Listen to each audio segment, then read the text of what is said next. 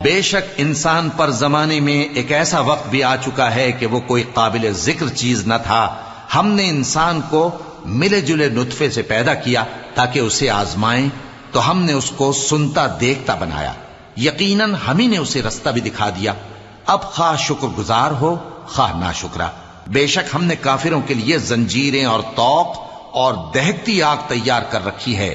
جو نیکوکار ہیں وہ ایسی شراب پیئیں گے جس میں کافور کی آمیزش ہوگی. یہ ایک چشمہ ہے جس میں سے اللہ کے بندے پیئیں گے اور اس میں سے چھوٹی چھوٹی نہریں نکال لیں گے.